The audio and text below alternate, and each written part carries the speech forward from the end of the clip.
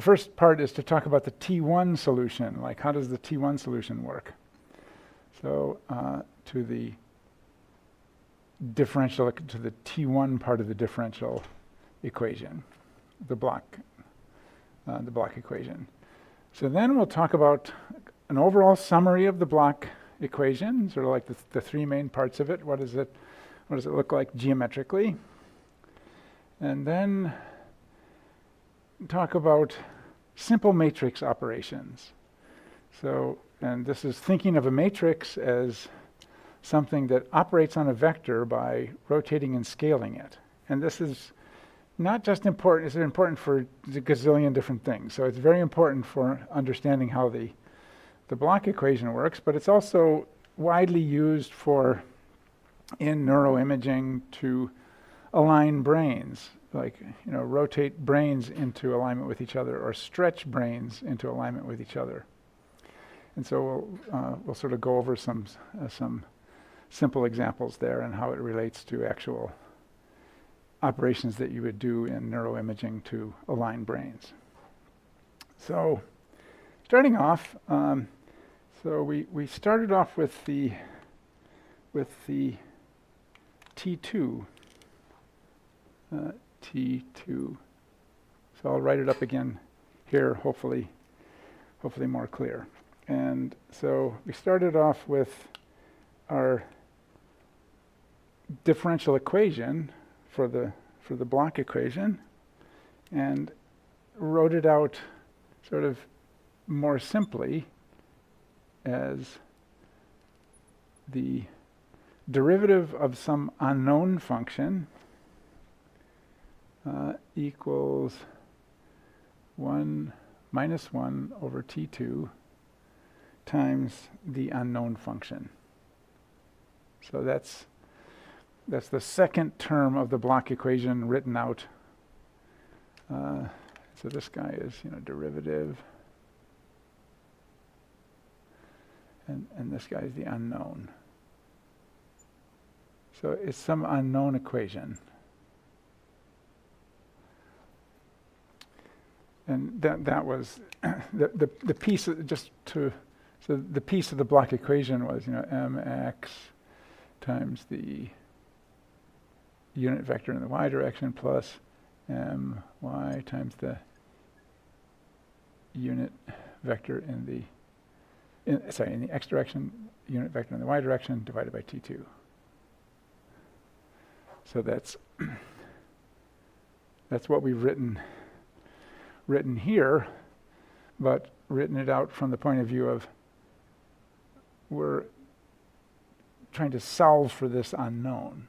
So this thing up here is an unknown. We don't know what it is, and so we want to find an equation for it that is a solution to this differential equation. So remember, it's kind of like, you know, y equals x plus 2, where we're solving for x, but this time we're solving for an actual equation. And so then we said, so this guy was, the differential equation, and we propose a solution, and the solution was, here's an actual written out equation for the solution. So it's not a derivative, and it was this initial condition, which was whatever the magnetization was in the xy direction, times e to the minus t over t2. And we said that was a solution. And so what does it mean for it to be a solution? So this is where I was a little confusing last time. So there's two substitutions. So the first substitution is we take this thing and say, this is a solution to this guy. And what does that mean? It means we substitute it in for that guy. And then how do we verify it? So we verify it by taking the derivative of it to see if when we substitute in this solution into here, we get the same thing. So that's kind of the second conceptual substitution. And so how do we take the derivative of it?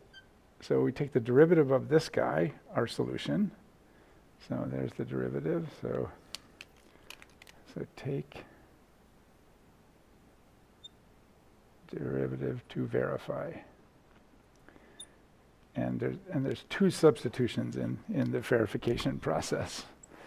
So when we took the derivative, we got first the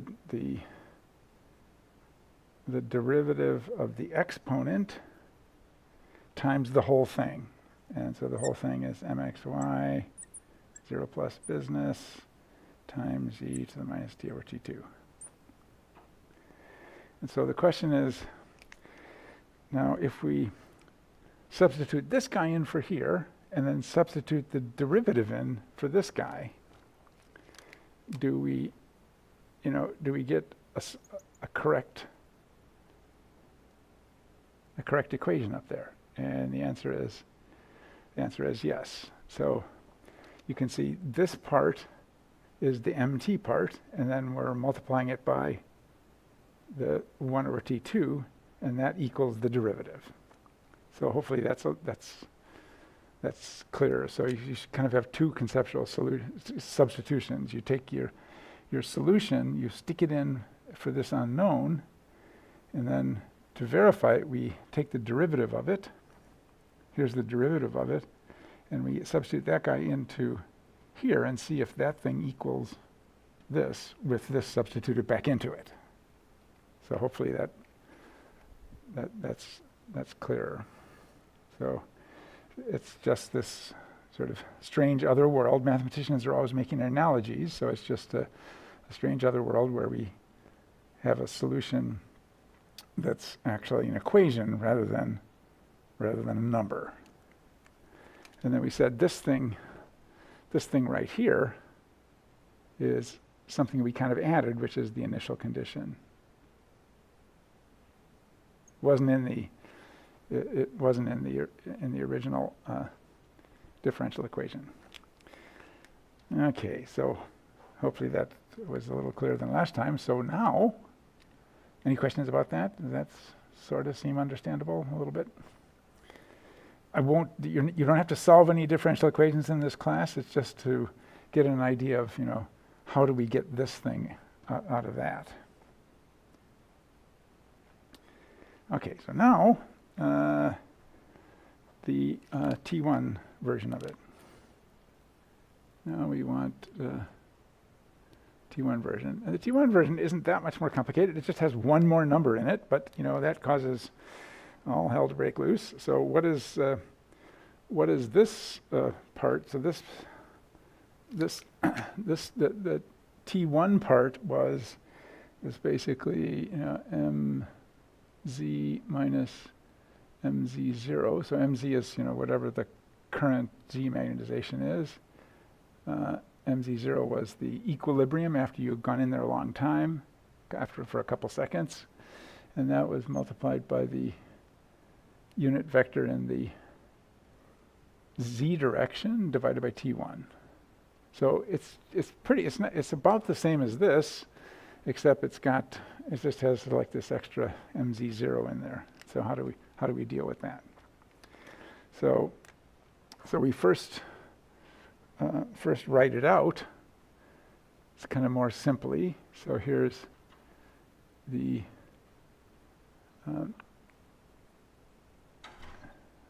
derivative, that's the dm dt business. And if we write this guy out, it's 1 over t1, and then times our unknown. So there's our unknown this time, but the unknown has something subtracted off from it. So this guy is the unknown again. So we're trying to solve for, and there's the unknown again, but it's the derivative of the unknown. So the derivative of the unknown equals 1 over t1 times the unknown minus a constant. So it's really only one extra number, but Okay, so now how do we solve that? And so we already wrote up the equation for the solution last time, which was mt, no derivative, so no derivative.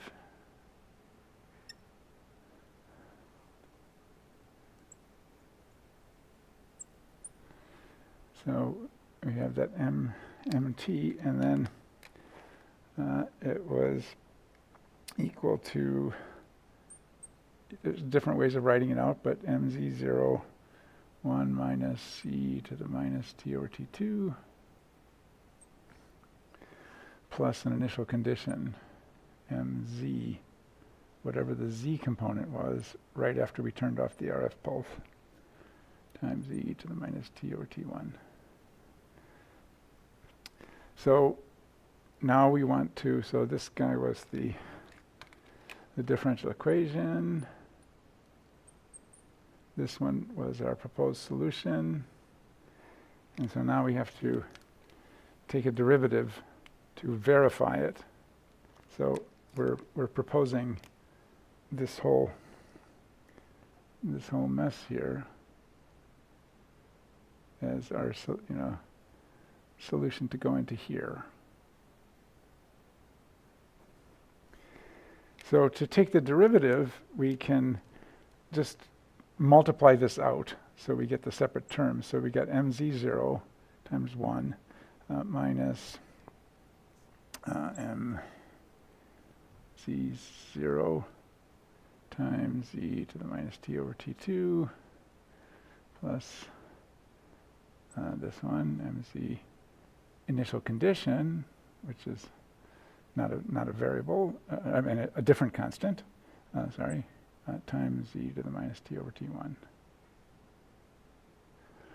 And so now let's take the derivative of that. And so when we take the derivative of a constant, we get 0. So this is taking the derivative to test. Take derivative to verify. So that guy is 0, and then these guys will come out. So there's the same way we did before. So we have to take the derivative of the exponent and then times the whole thing to take the derivative of this thing when you have something with a power. So there's two negatives there, so those cancel out. So we get a plus 1 over t1, which is the derivative of the exponent, times the whole thing. So mc0 times e to the minus t over t2. No, t1, sorry. Sorry, guys. That's what it's all. We're all in t1 land now. 1. Okay, 1 over t1. And then we've got a minus here and a plus here, so that's a minus the derivative of the exponent, which is 1 over t1 times the whole thing, which is mz0 plus times e to the minus t over t1. Okay, so that was our chain rule derivative of this guy, derivative of this guy. And so we could, to simplify a little bit, we could pull out this pull out a negative 1 over t2. So that would be a negative mz0, mz to the minus t over t1, and then plus, because we got the negative out there, our initial condition, e to the minus t over t1, parentheses. Okay, so now, does that look like this? Back to the beginning. So now what we have to do is we have to first substitute this mess in for the unknown, and then take this guy and say this guy is going to be our verification of the derivative. So what's going to happen? So if we stick this guy, we'll stick this guy when it's multiplied out, makes it a little easier. So these are the same. So, this guy is, the same.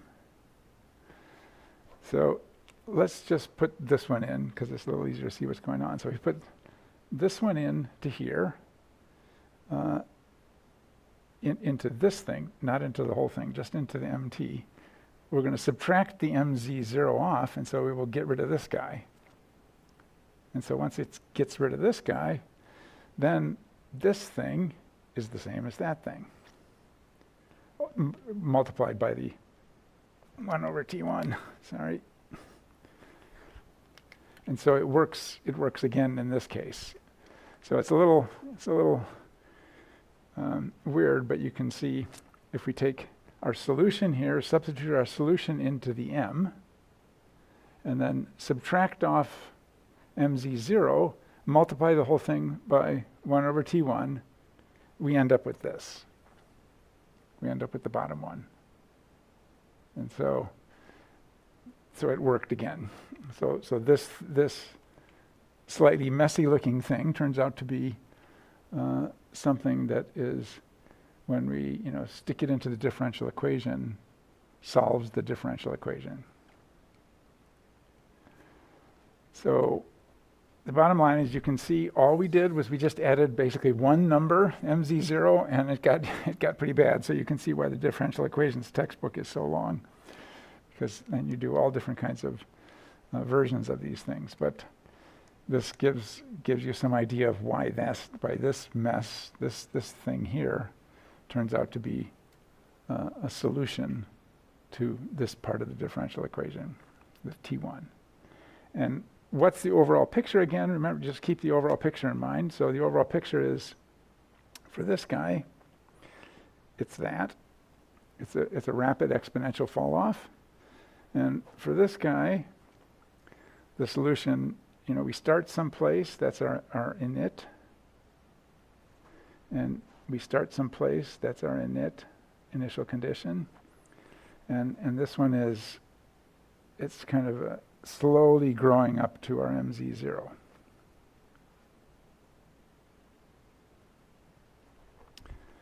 So that's what the solution, this part is the solution.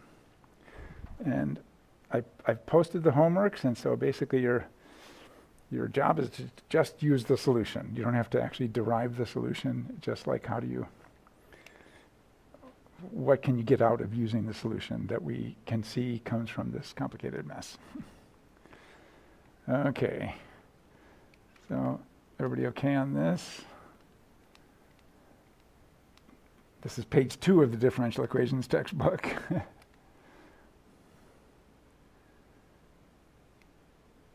Okay, so and this is clearer than I did last time. I was kind of bobbling around with the substitutions.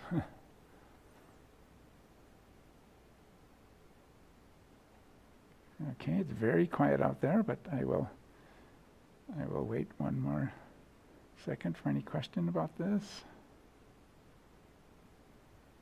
And like I said, you don't have to do it. You don't have to do these solutions just to sort of see where it came from.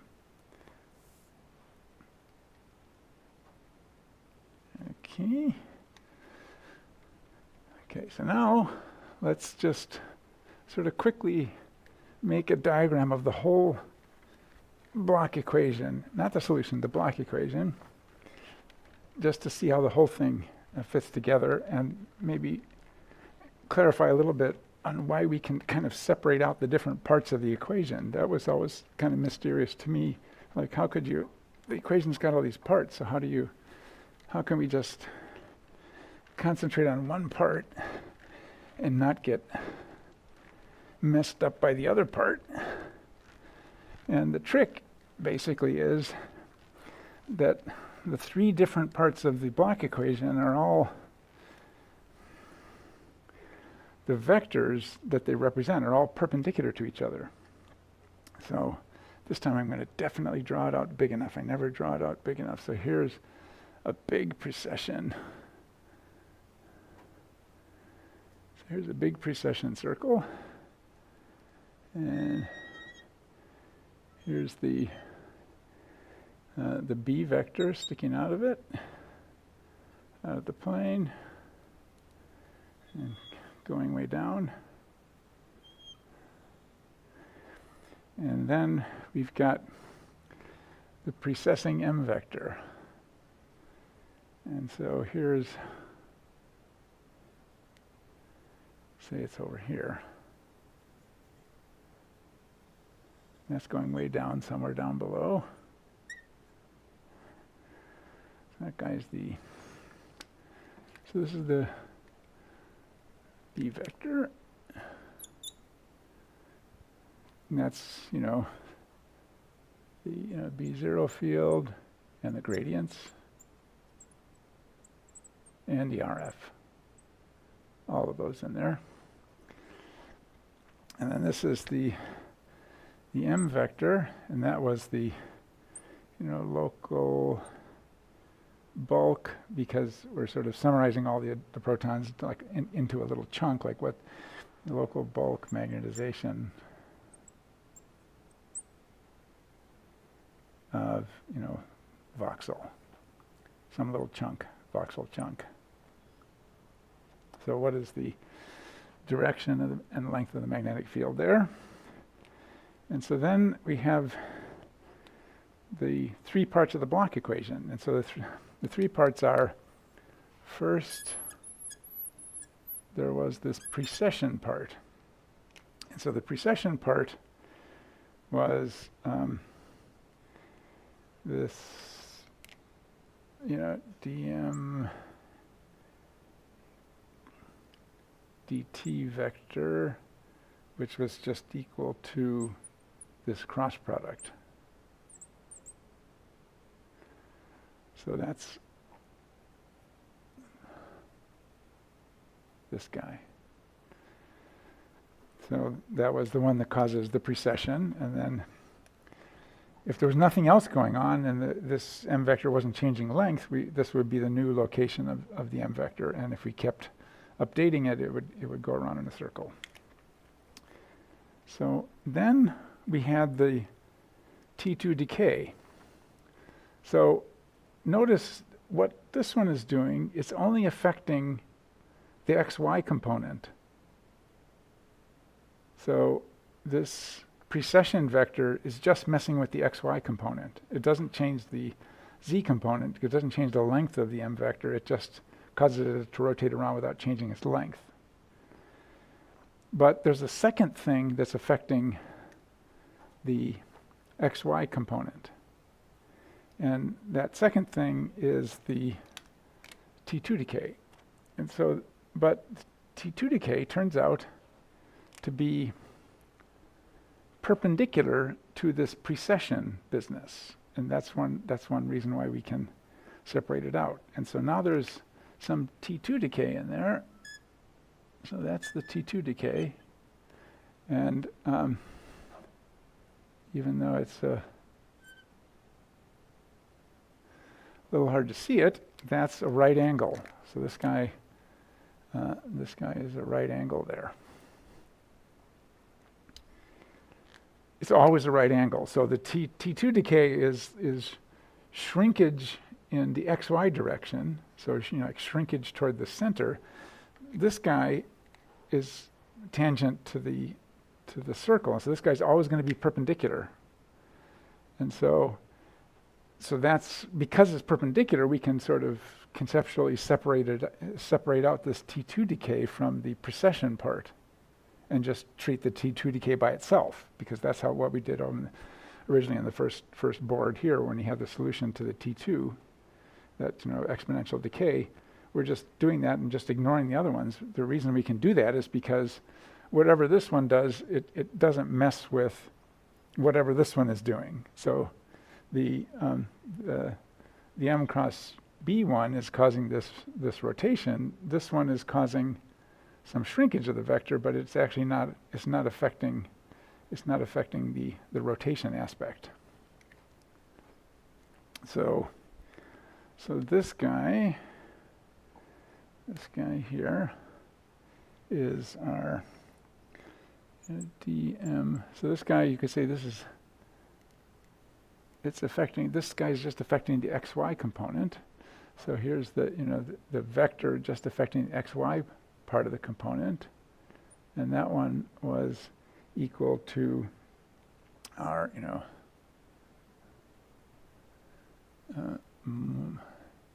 equal to minus the mx component times the unit vector plus the my component times the y unit vector divided by t2. Okay, so that guy is that one. And then last but not least, we have this vector. And that one is the T1 regrowth, and that one's perpendicular to this guy, but it's also perpendicular to, if we took this guy and put him over here, it's also perpendicular to that guy. So they're all perpendicular to each other. So that one is the one that is doing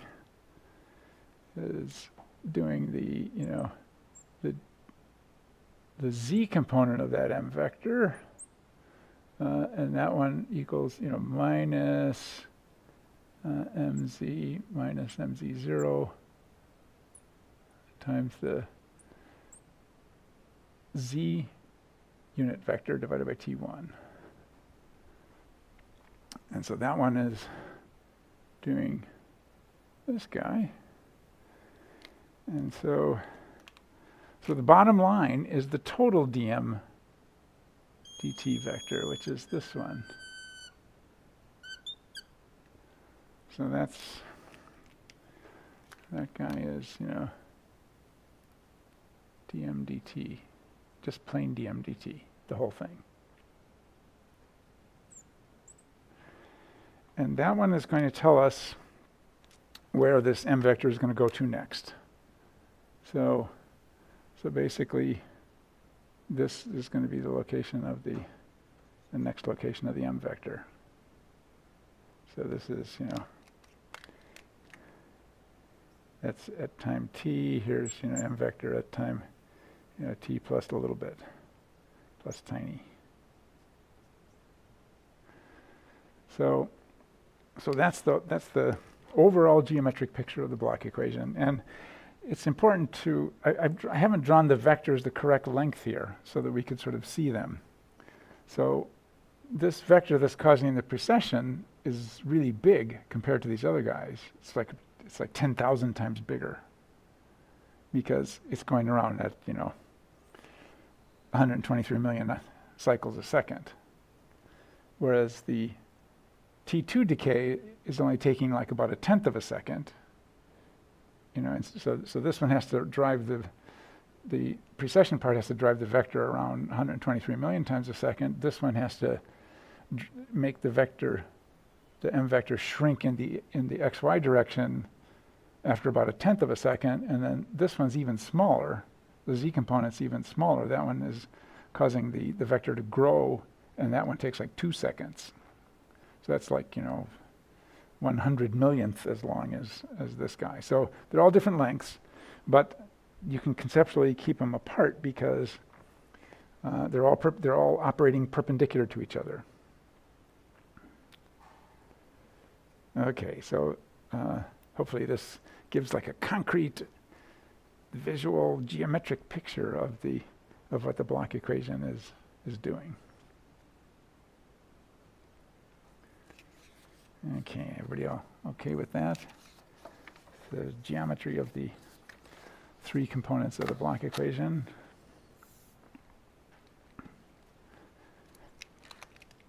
Okay, cross that off. So now, the plan is to talk about simple matrix operations, which are relevant to the Bloch equation. They would be relevant to the precession part of the Bloch equation. But they're also heavily used for aligning branes with each other, especially if we're trying to average data across branes. So the basic idea, so let me just put a nice big coordinate system here. So the basic idea is that we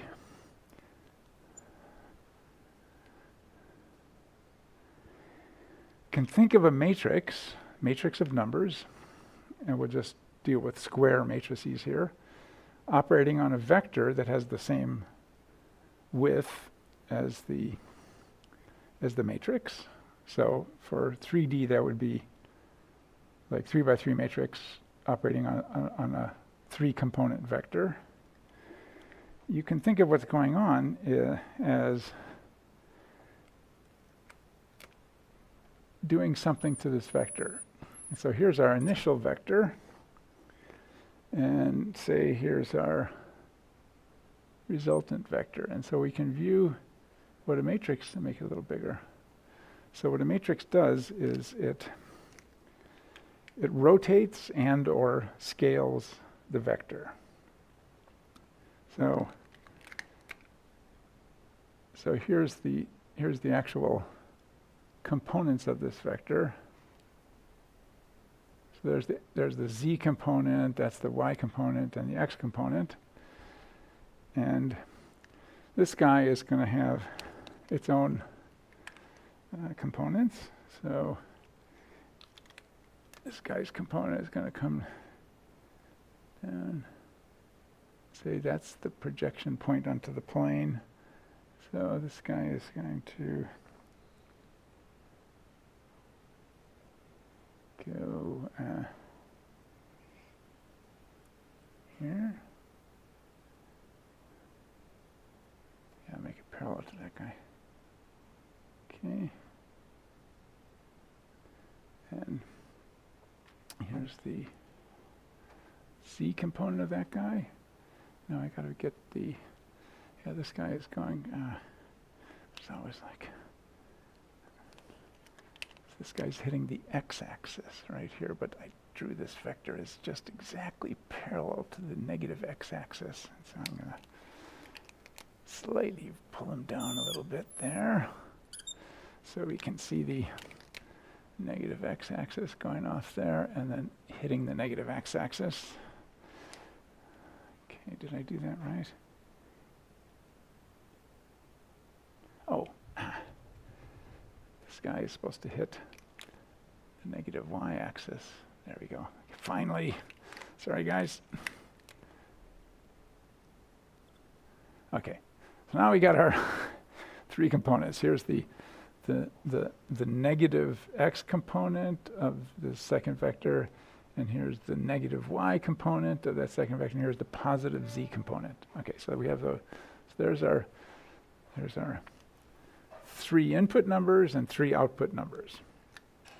And so what is our matrix doing? It's taking this guy and sort of rotating him over there. So that's the geometrical picture of what we're doing.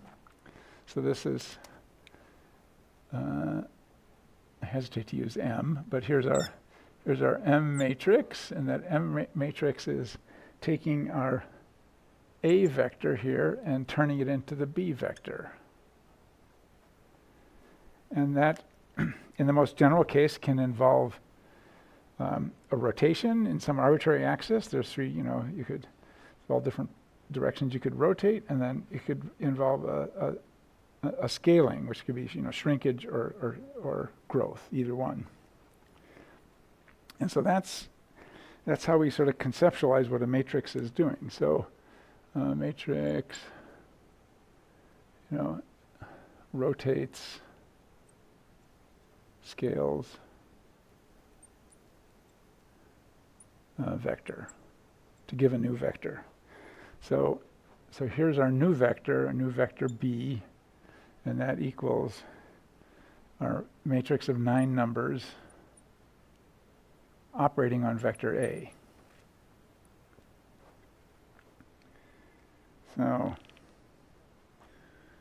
yeah, so it rotates, so this matrix M will rotate and scale A to give B. So let's just take a simple example of that. So say we have, here's B, X, Y, Z. So it's a 3-dimensional vector which we'll write out as a column, like a matrix with just one column. And that equals this matrix of 9 numbers, which is going to do the rotating and scaling. And so here's, 1, 1, 1, 2, 1, 3, 2, 1, 2, 2, 2, 3. These are just numbers now. 3, 1, 3, 2, 3, 3. So we have 9 numbers, and we are operating on our A. So here's AX, AY, AZ. And how does matrix multiplication work? Let's just write out one of them. So BX. So BX is going to equal, M11 times AX plus M12 times AY plus M13 times AZ. And the same thing for, let's write out BY, just make sure. So BY is going to equal M21 times AX again, plus M22 times AY again, plus M23 times AZ again. And same for Z. So so that kind of looks, it looks like a bunch of multiplications. So let's take a particular example. And so one example of a matrix, a very useful matrix, is a matrix that just rotates, it doesn't scale. And so here's an example like that. So this is a matrix,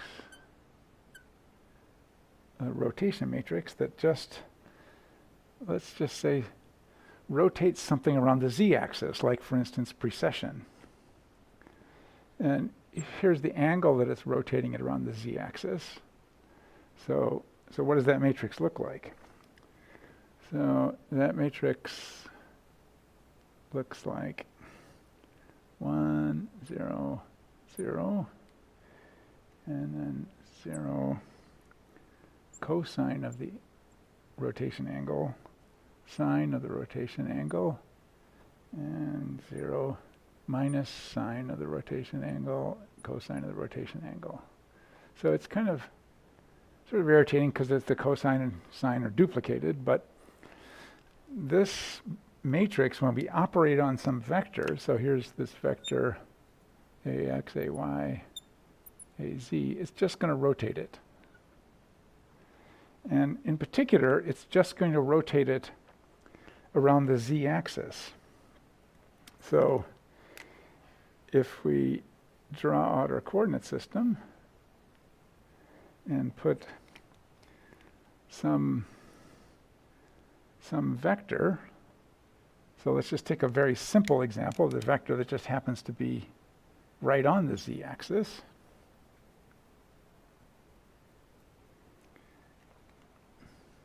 Should I get a z? Do I have a z? No. I wrote out, how about that? I wrote out, yeah. You guys got to hold me to task by making me follow my notes. I wrote out an x rotation matrix. Okay, so this one will just rotate a vector around the x-axis. Sorry, guys. So here's our y-axis and x-axis. That's the one we're rotating around, and z-axis. Yeah, so make sure you correct that in your notes. This is the X rotation matrix. And so if we take a vector A that's on, so here's our vector A, say that one's on the Z-axis, and say we put in 45 degrees for here, for example, 45 degrees. What's going to happen when we run this equation, that equation will take that vector and just rotate it 45 degrees, and it won't change the length. It'll just do that to it. If we put negative 45 degrees. Okay, because that's negative. So that's going to make our B vector. It just rotated around the x-axis, and by 45 degrees didn't change its length. So you can see that this is a generally useful thing. So we just want to like rotate something just in a particular direction. And what are the rules for making a matrix like this? So the rules are that the vectors in the columns of the matrix have to be perpendicular. So if we look at these vectors,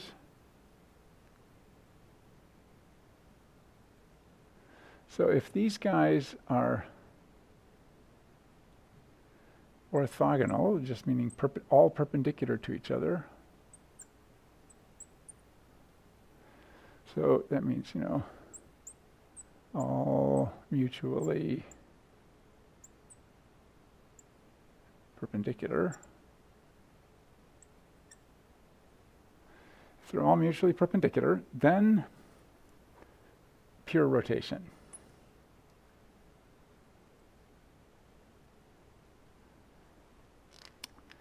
So there's all different rotation matrices. They don't have to have zeros here if they're rotating some arbitrary axis, but the rule is they have to be all perpendicular to each other. If they are, then what will happen is when you use that matrix to operate on a vector, it will just purely rotate it without stretching it in any way. And we might want to do that, like if you're, for instance, lining up a brain, like over time, say there's been some motion artifact in the scanner and the person's been moving around a little bit. One of the things we want to do is like line it back up again. If we're going to line it back up again, we don't want to like stretch the brain. We just want to just take that rigid brain and rotate it. And you would need a matrix like this to do that. Okay, I'll stop there just for a second. So does that sort of seem reasonable? So this would be how you rotate a vector around the x-axis, which is equivalent to rotating it in the zy plane. So you can think of it either way. You can think of it as just like rotating around a line, or you can sort of thinking of it as rotating it in a plane that's perpendicular to that line.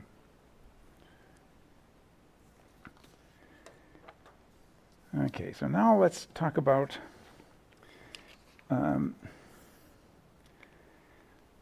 sort of operating on brains with this. So how do you, like, in practice, how do you actually sort of like operate on a brain with a matrix? Because I just talked about rotating one vector. And so the way we should think about a brain, so now let's put a coordinate system here, and now we've got a brain in there. So we've got a brain in that coordinate system. So how do you rotate a brain with a matrix? So what you do is you imagine the brain actually consists of a gazillion vectors. So here's a vector, and there's another vector, and there's another vector, and another vector. And I've only drawn ones to the surface, but there's going to be vectors to everything in the brain. So there's going to be like, some vectors that are just going to like some internal part of the brain. So you think of the brain as you think of each point in the brain, 3D point, x, y, z, as a vector. And so there's like a forest of vectors. They're all sort of spraying out from the origin here. And they're going to each point, each pixel, each voxel in the brane. So once we've done that, then how do you rotate a brane? Well, you just go through every single point in the brane and multiply it by this rotation matrix. So you just do that matrix operation on every point in the brane. And what will that do? Well, that will rotate the brane. So after applying that matrix to every vector point in the brane, then we get a rotated brane. And if we've done a matrix like this that has the columns perpendicular to each other, then it won't stretch or shrink the brane. It will just purely rotate it. But one thing you might notice, what if the brane is in a different place? So this rotation is going to occur around the center point. So if I happen to have a brane, say my brane was sitting over here. When I did my rotation matrix to it, say I did a plus 45 rotation matrix, what's going to happen to it? Well, it's not going to rotate around its center. It's actually, so here's where it used to be. Say this was 45, rotate 45 degrees around the x-axis. What's that going to do? Well, it's going to take this brane and sort of like rotate it over to here. So it's going to rotate at 45 degrees, but it's not at the center, and it's going to rotate it everything 45 degrees around the center. So now you can see, oh, that's kind of a problem. I just wanted to rotate it around itself. And so for that purpose, we have to somehow consider translation in addition to rotation, sort of like moving a brane around in addition to rotation. But before we do that, we should mention that. So that's a rotation matrix. But if we have a matrix that just has, so this guy has to have the perpendicular columns to the matrix. But what if we just want to scale a brane? So for instance, now let's just make things simple and put the brane in the middle. So say, what if we want to line up a brane and we want to have some scaling operation, percent scaling, so scale it. So say we have my brane, sort of a Southern European brane, long and thin this way, and then we have an Asian brane, which is much more round front to back. It's not the same shape. And so if I want to turn my brane to make it look more Asian, I have to sort of make it more round that way. And so then I'm scaling it. And in particular, I'm just scaling it in one axis. I'm just sort of squishing it front to back. I'm not sort of changing it so much up and down. So what does that matrix look like? That matrix looks like a matrix with, scale x, scale y, scale z, and then the rest 0.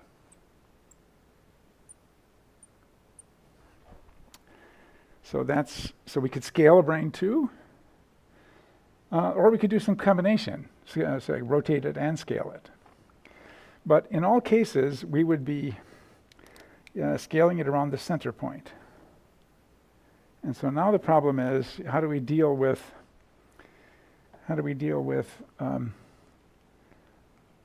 what if it's offset? And so there's one kind of slightly hacky way of dealing with it, very common, which is to make a 4x4 matrix. So here's the output of our matrix transformation, and we've got a 1 over here. So this is the output vector. And so now what we're going to do is we're going to rotate, scale, and translate. Translate meaning just like move move in some XYZ position. And so how do you do this? So the way we do this is we have a 3x3 rot scale matrix.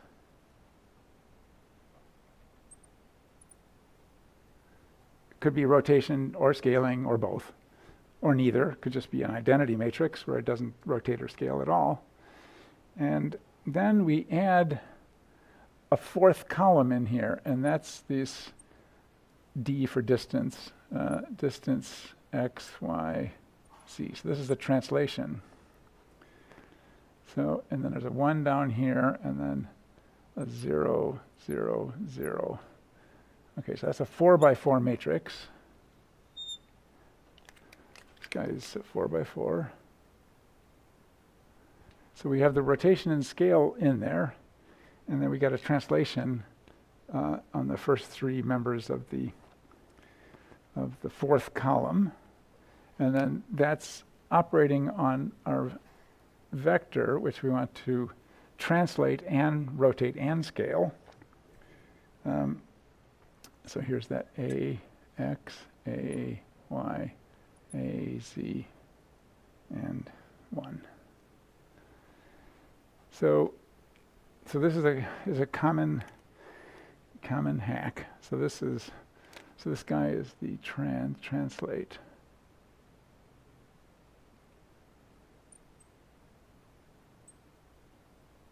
And this guy's the rotation and scale. So that's very commonly used for aligning branes with each other, because they're not only sort of like a different shape in the XY, one might be longer in the front to back, but the same in the left right. Another one might be moved off to the side, and we need to sort of like line it back up again. Now, the problem here is that where you can get confused with this particular, I think of it as kind of a particular hack, is that you have to remember the order.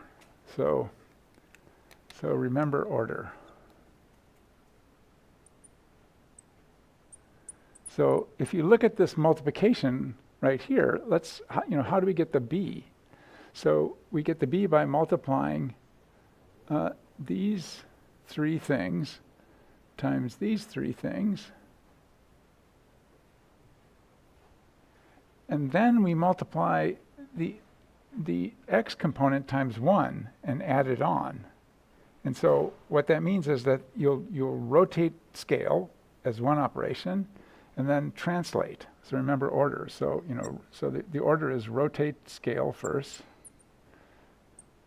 then translate.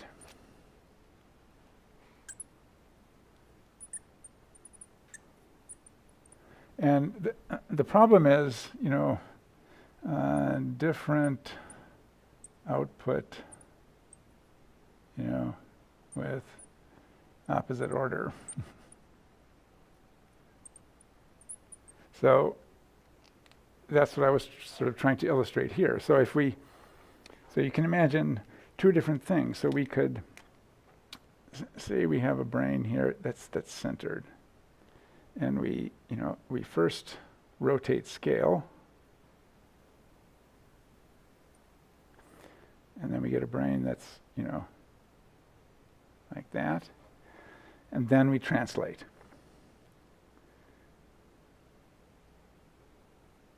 And so let's say we just translate it up. So now we take that rotated brane and translate it up. So that's where we end up. Now, if we do it in the wrong order, so let's just start again. So if we do it in the wrong order, like here's the brane, and now let's translate it first. So let's translate it up, and so now we translate it up. So now it goes up here, and then we rotate. I'm just doing a rotation, not a scaling, but you could do a scaling in there too. So rotate scale. So now what's going to happen, it's going to rotate it around this, the center point, and so it's going to basically rotate it over to here, so it's going to end up over here. So you can see it's the order is critical. And what this matrix does when you make it into a 4x4 matrix that includes translation, it's not sort of on an equal footing with the rotation and scale. It's occurring afterwards. So how this could screw you up is, say we want to mess with the rotation. I just want to change the rotation, but I don't want to change the translation. What would you have to do to this matrix? The first thing you would do is get rid of the translation, undo the translation, do a rotation, and then redo the translation.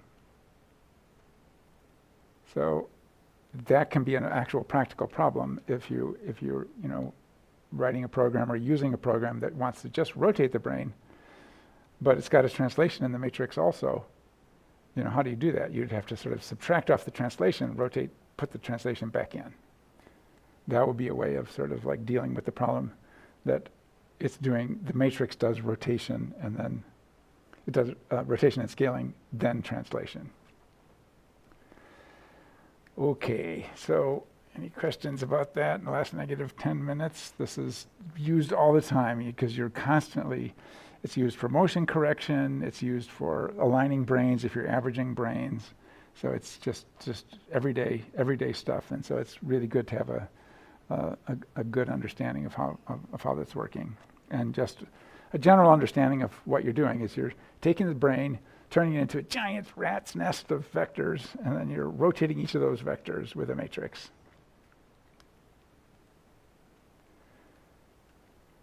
Okie doke. Any questions? Final questions?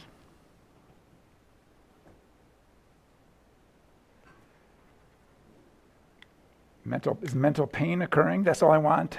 That's all I want. Okay, we'll not see you guys on Monday, so holiday on Monday. See you guys on Wednesday.